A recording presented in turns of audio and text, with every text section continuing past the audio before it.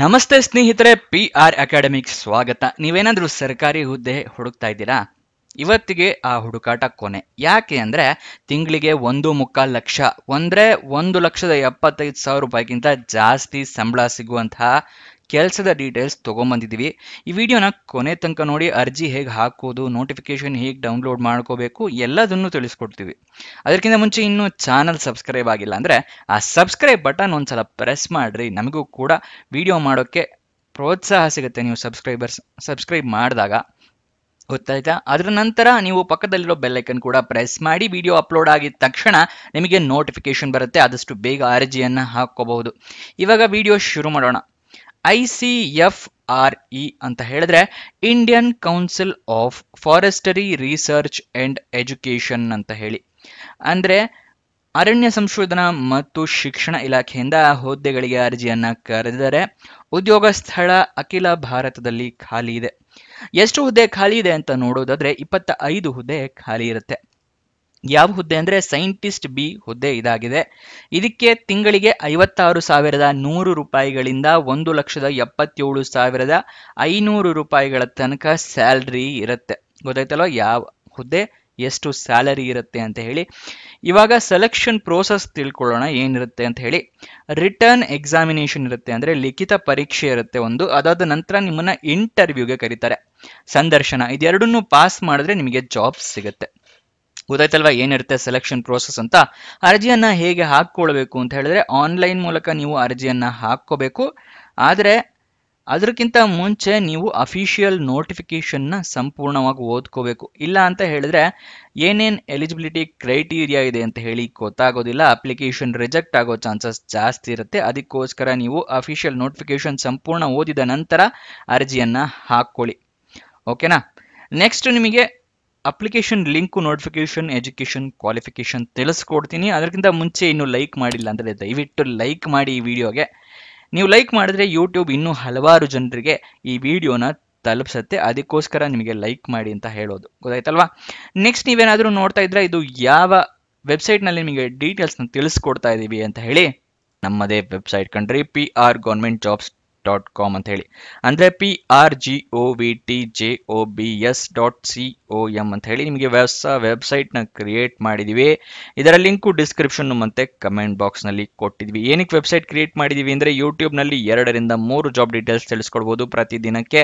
ಆದರೆ website create ಮಾಡಿದ್ರೆ ಪ್ರತಿದಿನಕ್ಕೆ ಹಲವಾರು ಜಾಬ್ ಡೀಟೇಲ್ಸ್ನ ತಿಳಿಸ್ಕೊಡ್ಬೋದು ಅಂತೇಳಿ ಕ್ರಿಯೇಟ್ ಮಾಡಿದ್ವಿ. ಇದನ್ನ ಸದುಪಯೋಗ ಪಡಿಸ್ಕೊಳ್ಳಿ. ಅದರ ಕಮೆಂಟ್ ಬಾಕ್ಸು ಅಥವಾ ಡಿಸ್ಕ್ರಿಪ್ಷನ್ ಇಂದ ಕ್ಲಿಕ್ ಮಾಡಿದ್ರೆ ಈ ರೀತಿ ಒಂದು ಪೇಜ್ ಓಪನ್ ಆಗುತ್ತೆ ನಮ್ಮ ವೆಬ್ಸೈಟ್ದು. ಇಲ್ಲಿ ಕರ್ನಾಟಕ ಗೌರ್ಮೆಂಟ್ ಜಾಬ್ಸು, ಇಲ್ಲಿ central government 10th pass 12th pass degree jobs, ಈ ಥರ ಹಲವಾರು ಕೆಟಗರಿಯ ಜಾಬ್ಸ್ ಇದೆ. ನಿಮ್ಮ ಎಜುಕೇಷನ್ ಕ್ವಾಲಿಫಿಕೇಷನ್ಗೆ ಯಾವ್ದು ಸೂಟ್ ಆಗುತ್ತೆ ನೋಡಿ ಅದನ್ನು ಕ್ಲಿಕ್ ಮಾಡ್ಕೊಳ್ಳಿ. ಸ್ಕ್ರೋಲ್ ಡೌನ್ ಮಾಡಿದ್ರೆ ಕನ್ನಡದಲ್ಲಿ ಕೂಡ ಬಟನ್ಸ್ಗಳನ್ನ ಕೊಟ್ಟಿದ್ದೀವಿ. ಕನ್ನಡ, ಇಂಗ್ಲೀಷ್ ಯಾವ್ದ್ರಲ್ಲಿ ಬೇಕಾದರೂ ಕ್ಲಿಕ್ ಮಾಡಬಹುದು. ಸ್ಕ್ರೋಲ್ ಡೌನ್ ಮಾಡಿದ್ರೆ ಇಲ್ಲಿ Karnataka government jobs, central government 10th pass ಜಾಬ್ಸ್ನ ಲಿಸ್ಟ್ಗಳನ್ನ ಕೊಟ್ಟಿದ್ದೀವಿ. ಇಲ್ಲಿ ಎಲ್ಲ ಲಿಸ್ಟ್ನ ನೋಡ್ಕೋಬೋದು. ಇಲ್ಲಿ ಸ್ಕ್ರೋಲ್ ಡೌನ್ ಮಾಡ್ಕೊಂಡು ನೋಡ್ಕೋಬಹುದು. ಮೊಬೈಲ್ನಲ್ಲಿ ಆಗಿದ್ರು ಅಷ್ಟೇ ಇದನ್ನ ಸ್ಕ್ರೋಲ್ ಡೌನ್ ಮಾಡಿದ್ರೆ ನಿಮಗೆ ಡೀಟೇಲ್ಸ್ ಸಿಗುತ್ತೆ. ಕೆಳಗಡೆ ಮೋರ್ ಜಾಬ್ಸ್ ಅಂತಿದೆಯಲ್ಲ, ಇದನ್ನು ಕ್ಲಿಕ್ ಮಾಡಿದ್ರೆ ಇನ್ನೂ ಹಲವಾರು ಜಾಬ್ಸ್ ಓಪನ್ ಆಗುತ್ತೆ. ಕರ್ನಾಟಕ ಗೌರ್ಮೆಂಟ್ ಇಂದು, ಸೆಂಟ್ರಲ್ ಗೌರ್ಮೆಂಟ್ ಮತ್ತು 10th ಪಾಸ್ ಜಾಬ್ಸ್ ಇಂದು ಹಲವಾರು ಜಾಬ್ಸ್ ಡೀಟೇಲ್ಸ್ ಓಪನ್ ಆಗುತ್ತೆ. ಅದನ್ನ ಪಡ್ಕೊಳ್ಳಿ ಯಾವ ಜಾಬ್ ಡೀಟೇಲ್ಸ್ ಬೇಕು ಅಂತ.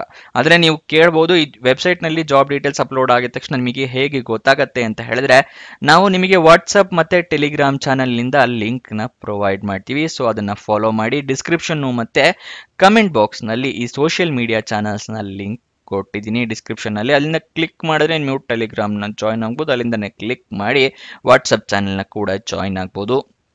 ಪ್ರತಿದಿನ ಜಾಬ್ ಡೀಟೇಲ್ಸ್ ಅಪ್ಲೋಡ್ ಆಗಿದ ತಕ್ಷಣ ಈ ಜಾಬ್ ಡೀಟೇಲ್ಸ್ ಅಪ್ಲೋಡ್ ಆಗಿದೆ, ಇದರ ಲಿಂಕ್ ಅಂತ ಹೇಳಿ ನಿಮಗೆ ಪ್ರೊವೈಡ್ ಮಾಡ್ತೀವಿ. ಮತ್ತೆ ಕೊನೆ ದಿನಾಂಕ ಹತ್ತಿರ ಬರ್ತಿದ್ದಾಗೆ ಈ ಜಾಬ್ಸ್ ಕೊನೆಗೊಳ್ತಾ ಇದೆ ಅಂತ ಹೇಳಿ ಅದರ ಲಿಂಕ್ ಕೊಡ್ತೀವಿ. ನೀವು ಆದಷ್ಟು ಬೇಗ ಅರ್ಜಿಯನ್ನು ಹಾಕೊಳ್ಳೋಕ್ಕೆ ಹೆಲ್ಪ್ ಆಗುತ್ತೆ. ವಾಟ್ಸಪ್ ಮತ್ತು ಟೆಲಿಗ್ರಾಮ್ನ ಜಾಯ್ನ್ ಆಗೋದು ಮರಿಬೇಡಿ.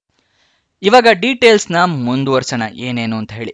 ಫಸ್ಟ್ ನಿಮಗೆ ನೋಟಿಫಿಕೇಶನ್ ಓದ್ಕೊಳ್ಳೋಕೆ ಹೇಳಿದೆ. ಅದಾದ ನಂತರ ಇವಾಗ ಡಾಕ್ಯುಮೆಂಟ್ಸ್ನೆಲ್ಲ ಪ್ರಿಪೇರ್ ಮಾಡಿ ಇಟ್ಕೋಬೇಕು. ನೀವು ಯಾವ್ಯಾವ ಡಾಕ್ಯುಮೆಂಟ್ಸ್ ಅಂತ ಹೇಳ್ತಾ ಇದ್ದೀನಿ, ಲಿಸ್ಟ್ ಮಾಡ್ಕೊಳ್ಳಿ. ID ಪ್ರೂಫ್ಗೆ ಆಧಾರ್ ಕಾರ್ಡ್, ವೋಟರ್ ID ಅಥವಾ ಪಾನ್ ಕಾರ್ಡ್ ಅಂದರೆ ಫೋಟೋ ಇರುವಂತಹ ID ಪ್ರೂಫ್ನ ನೀವು ರೆಡಿ ಇಟ್ಕೋಬೇಕು. ಎಜುಕೇಷನಲ್ ಕ್ವಾಲಿಫಿಕೇಷನ್ಗೆ ನಿಮ್ಮ ಇದು ಮಾರ್ಕ್ಸ್ ಕಾರ್ಡು, ಸರ್ಟಿಫಿಕೇಟ್ಸ್ ಎಲ್ಲ ಇಟ್ಕೊಳ್ಳಿ. ಆನ್ಲೈನ್ ಅಪ್ಲಿಕೇಶನ್ ಹಾಕೋದ್ರಿಂದ ಎಲ್ಲ ಸ್ಕ್ಯಾನರ್ಡ್ ಕಾಪೀಸ್ ಇಟ್ಕೊಳ್ಳಿ. ಸ್ಕ್ಯಾನ್ ಮಾಡೋಕ್ಕೆ ನಂತರ ಸ್ಕ್ಯಾನರ್ ಎಲ್ಲ ಇಲ್ಲ ಅಂತ ಹೇಳಿದ್ರೆ ಎಲ್ಲ ಡಾಕ್ಯುಮೆಂಟ್ಸ್ದು ಫೋಟೋ ತೊಗೊಂಡು ಇಟ್ಕೊಳ್ಳಿ. ಕ್ಲಿಯರ್ ಆಗಿ ಕಾಣಿಸ್ಬೇಕು ಎಲ್ಲ ಡೀಟೇಲ್ಸ್. ಆ ಥರ ಫೋಟೋ ತೊಗೊಂಡು ಇಟ್ಕೊಳ್ಳಿ ಮೊಬೈಲ್ನಲ್ಲಿ. ಆವಾಗ ಅರ್ಜಿ ಹಾಕೊಳ್ಳೋಕೆ ಈಸಿ ಆಗುತ್ತೆ. Next passport size photograph ready ಇಟ್ಕೊಂಡಿರಿ. ನೆಕ್ಸ್ಟು ಅಪ್ಲಿಕೇಶನ್ ಲಿಂಕ್ನ ನಿಮಗೆ ಮುಂದೆ ತೋರಿಸ್ಕೊಡ್ತೀನಿ. ನೆಕ್ಸ್ಟು ಅಪ್ಲಿಕೇಶನ್ ಫೀಸ್ ಇರುತ್ತೆ ಈ ಅರ್ಜಿಗೆ. ಅದನ್ನು ಎಷ್ಟಿರುತ್ತೆ ಏನು ಅಂತ ತಿಳಿಸ್ಕೊಡ್ತೀನಿ. ಅದಕ್ಕಿಂತ ಮುಂಚೆ ನೀವೇನಾದರೂ ಅಪ್ಲಿಕೇಶನ್ ಫೀಸ್ ತಿಳಿಸ್ಕೊಡ್ತೀನಿ. ಅದಕ್ಕಿಂತ ಮುಂಚೆ ನೀವು ಸಬ್ಮಿಟ್ ಮಾಡ್ತೀರಲ್ಲ ಅಪ್ಲಿಕೇಶನ್ನ, ಆವಾಗ ನಿಮಗೇನಾದರೂ ಅಪ್ಲಿಕೇಶನ್ ನಂಬರ್, ರೆಫರೆನ್ಸ್ ನಂಬರ್ ಬಂದರೆ ಅದನ್ನು ಬರೆದಿಟ್ಕೋಬೇಕು ನೀವು. ಏನಕ್ಕೆ ಅಂತ ಹೇಳಿದ್ರೆ ಅಪ್ಲಿಕೇಶನ್ ನಂಬರು ನಿಮಗೆ ಫ್ಯೂಚರ್ ಯೂಸ್ಗೆ ಬೇಕಾಗುತ್ತೆ. ಅದಕ್ಕೋಸ್ಕರ ಅಪ್ಲಿಕೇಶನ್ ಓಪನ್ ಆಗಿದ್ದು 16 ಜೂನ್ 2025, ಕೊನೆಯ ದಿನಾಂಕ 15 ಜುಲೈ 2025. ಆಲ್ಮೋಸ್ಟ್ ಒಂದು ತಿಂಗಳ ತನಕ ಸಮಯ ಇದೆ. ಆದಷ್ಟು ಬೇಗ ಅರ್ಜಿಯನ್ನು ಹಾಕೊಳ್ಳಿ. ಈ ವೆಬ್ಸೈಟಲ್ಲಿ ಸ್ಕ್ರೋಲ್ ಡೌನ್ ಮಾಡಿ ಕೆಳಗಡೆ ಬಂದರೆ ಅಫಿಷಿಯಲ್ ನೋಟಿಫಿಕೇಶನ್ PDF ಅಂತ ಇರುತ್ತೆ. ಇಲ್ಲಿ ಕ್ಲಿಕ್ ಮಾಡಿದ್ರೆ ನಿಮಗೆ PDF ಓಪನ್ ಆಗುತ್ತೆ ಈ ರೀತಿ. ಇಲ್ಲಿಂದ ಸ್ಕ್ರೋಲ್ ಡೌನ್ ಮಾಡಿ ಎಲ್ಲ ಡೀಟೇಲ್ಸ್ ತಿಳ್ಕೊಬಹುದು. ತಿಳ್ಕೊಂಡ ನಂತರ ನೀವು ಅರ್ಜಿಯನ್ನು ಹಾಕೋಬಹುದು. ಅದೇ ಏನಾದ್ರು ಸ್ವಲ್ಪ ಸ್ಕ್ರೋಲ್ ಡೌನ್ ಮಾಡಿದ್ರೆ ಅಪ್ಲೈ ಆನ್ಲೈನ್ ಅಂತ ಇದೆಯಲ್ಲ, ಅಲ್ಲಿ ಕ್ಲಿಕ್ ಹಿಯರ್ ಬಟನ್ ಇದೆಯಲ್ಲ, ಇದನ್ನು ಕ್ಲಿಕ್ ಮಾಡಿದ್ರೆ ನಿಮಗೆ ಅಪ್ಲಿಕೇಶನ್ ಲಿಂಕ್ ಓಪನ್ ಆಗುತ್ತೆ ಈ ಥರ.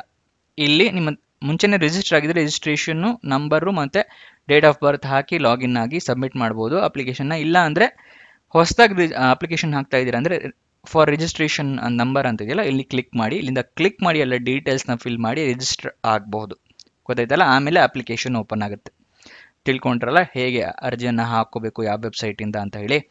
ನೆಕ್ಸ್ಟ್ ಅಫಿಷಿಯಲ್ ವೆಬ್ಸೈಟ್ ಅಡ್ರೆಸ್ ಬೇಕು ಅಂತ ಹೇಳಿದ್ರೆ ನೀವು ಇಲ್ಲಿಂದ ಕ್ಲಿಕ್ ಮಾಡಿದ್ರೆ ನಿಮಗೆ ಅಫಿಷಿಯಲ್ ವೆಬ್ಸೈಟ್ ಅಡ್ರೆಸ್ಸಿಗೆ ಕರ್ಕೊಂಡು ಹೋಗುತ್ತೆ.